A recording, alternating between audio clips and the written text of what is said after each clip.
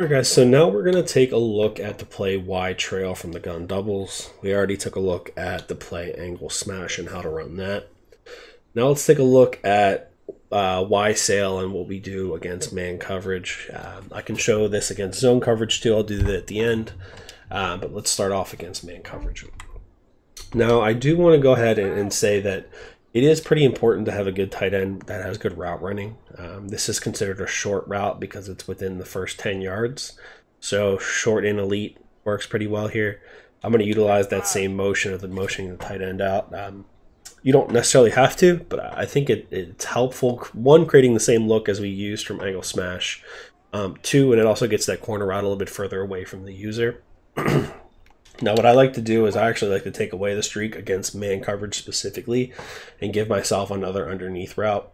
So now I have the table route that the halfback, or excuse me, the middle linebacker or whoever is using the middle of the field will have to go out and run and cover.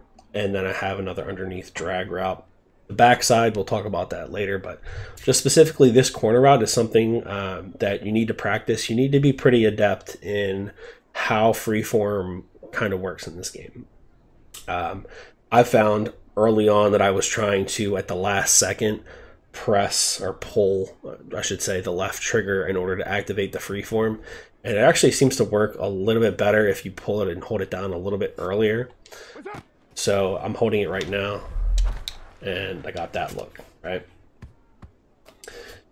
If I were to do it later, like if I were to hold left trigger later, the ball kind of just flies all over the place. It doesn't really get the exact angle. And I know I didn't complete that pass, but it's like a 4 o'clock bullet pass with the free form, and I start holding right now. And then you got that, right? He doesn't always toe tap, but it's necessary in this game to learn how to free form because man coverage is so tight. So again, just one more time for the boys. Motion the tight end out. Here's your corner route. Holding left trigger. And then you got I click on, and if I ever see that the corner may be a little bit too close for comfort, I'll come back and kind of undercut the route and aggressive catch it. But that's just something you really do need to practice. It sounds simple throwing a corner out, but in this game, it's a little bit more complicated. Not all corner routes are created equal. This one does not get that dominant separation that you get from other corner routes. So that's the corner route.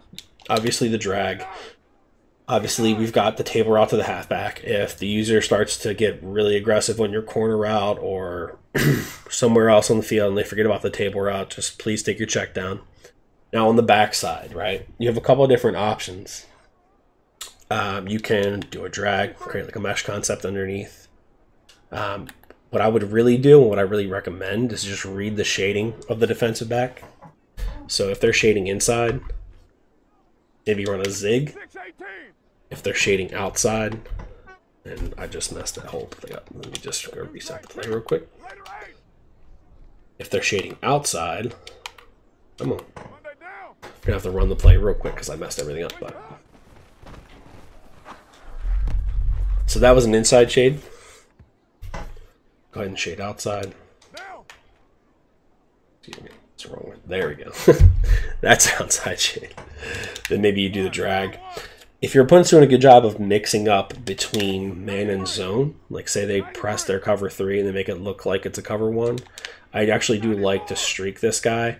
If they're playing hard flats and it's a cover 3, you can hit the seam. But what's also nice is if it's, say I audible to cover 3 here, let's go 3 sky, we'll press, and for this example, I'm going to shade underneath.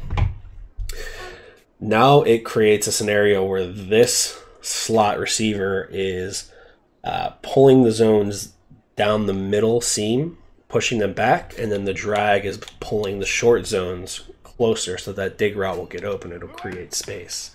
Now, if Aaron Donald doesn't go crazy, well, he is under pressure.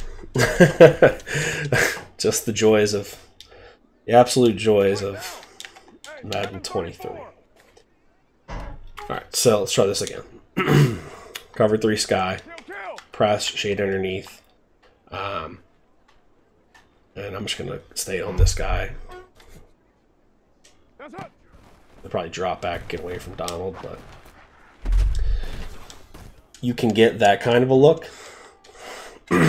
Or you can leave, let's say, maybe if you do this setup, the mesh setup, and they're shading underneath on a cover 3, you also, it's a little bit more effective.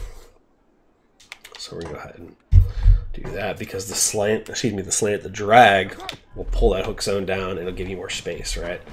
Another under pressure throw, but the space is there to actually make that throw. You could, if it's cover 3 or if you assume it's zone, you could leave this little hitch here.